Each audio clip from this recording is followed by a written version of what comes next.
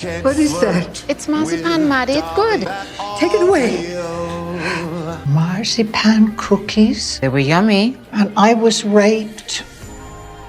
The nursing home administrator immediately called 911. Detectives rushed to the scene, but they quickly realized the case was far more complicated than they had expected. 82-year-old Madeline was suffering from Alzheimer's disease. Her memory was deteriorating rapidly. She could forget something she had just said within seconds. The detectives were barely able to get any useful information from her. They took her to the hospital for a sexual assault forensic exam. The doctors found no signs of physical injury. It was possible that the whole incident was simply a hallucination. Did he rape you too? Who?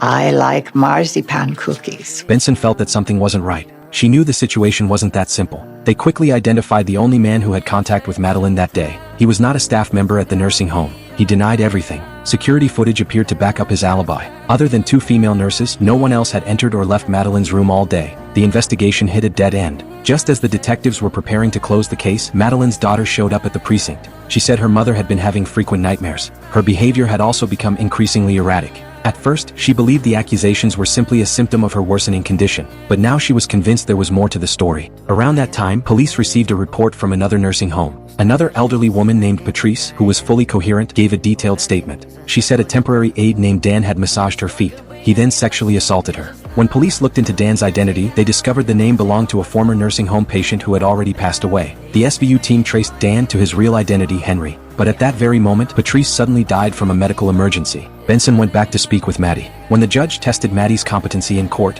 her confused state made it impossible for her to answer the judge's questions accurately. The judge ruled that Maddie was not competent to testify. The charges were dismissed. Henry was released. However, once the case drew media attention, other victims' families began coming forward with evidence. Henry was eventually arrested and sent to prison.